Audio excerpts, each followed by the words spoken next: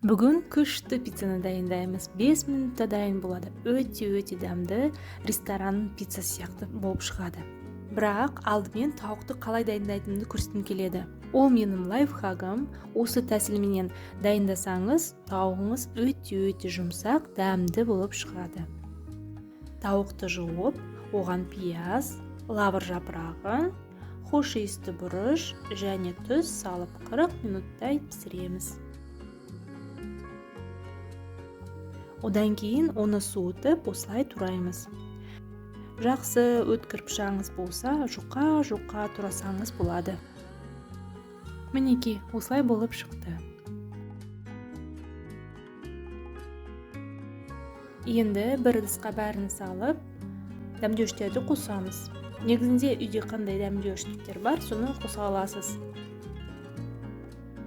Мен болсам қара бұрыш, паприка, қызыл бұрыш, кориандр салдым.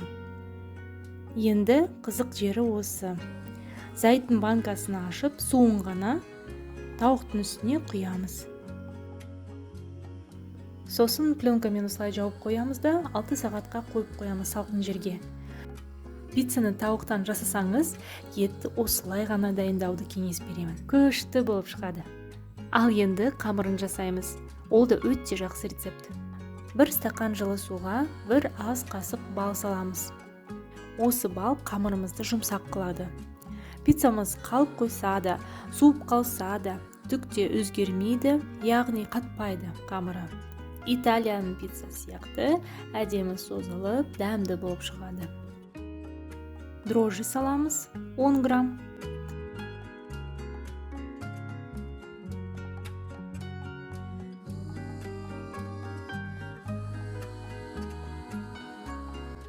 Бөлек ыдысқа 2 стакан ұн саламыз және жарты қасық тұз.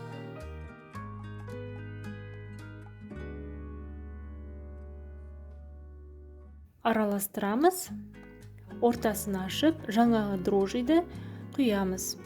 Үстіне 1 ас қасық сұйық май құямыз. Жақсылап тұрып араластырамыз. Менің каналыма ұмытпай жазылыңыздар, қызықты лайфхактар әлі алда. Енді осы кезде су қажет болса, тағы да сәл ғана қосуға болады. Қамырды ұзақ илеу керек, 3-4 минуттай. Жақсылап тұрып илесеңіз, қамырыңыз онда қолға жабыспайды, орысша айтқанда эластичный болады. Мінеки қараңыз, қамыр дайын, қолға жабыспайды. Салфанға салып, соусты жасағанша осылай жауып қоя тұрамыз. Соусқа 1 ас қасықтан қаймақ, кетчуп және майонез қажет. Бірге қосып араластырамыз да болды. Қамыры аз деп ойлап қалмаңыздар, өте жұқа қылып оны жазамыз. Осыдан 3 үлкен пицца шығады, диаметрі 32 см. Мінеки 3-ке бөлдім, өйткені противенім үлкен. Ал сізде противень кішірек болса, онда 4-ке бөлуге болады. Нағыз Италияның пиццасын мен өзім жеп көргенмін. Таң қалдым, өте дәмді, ғажап болды. Осы пицца одан кем емес, күшті болып шығады. Енді домалақтың формасын қолмен келтіріп жазамыз. Қамырын дұрыс илесеңіз, онды қоспай-ақ жазуға болады. Қамыры мүлдем жабыспайды. Мінеки дайын.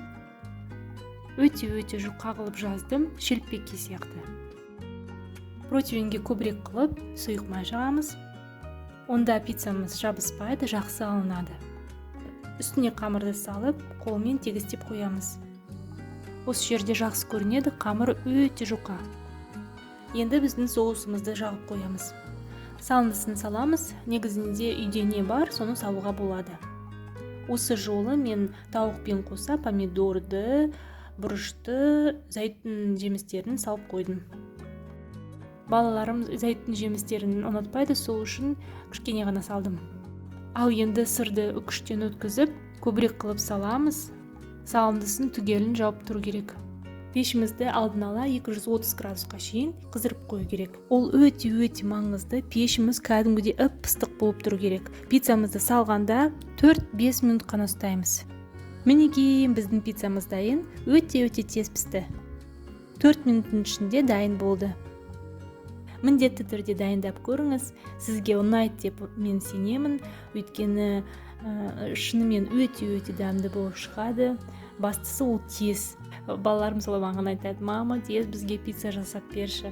Осы рецепт маған көмекке келеді. Тез 5 минуттың ішінде дайын болады. Ал дәмі керемет болып шығады. Көп мақтай бермейін, өздеріңіз дайындап көріңіз. Сосын комментарий қалдырыңыз маған. Каналыма жазылуға ұмытпаңыздар. Келесі кездескенше.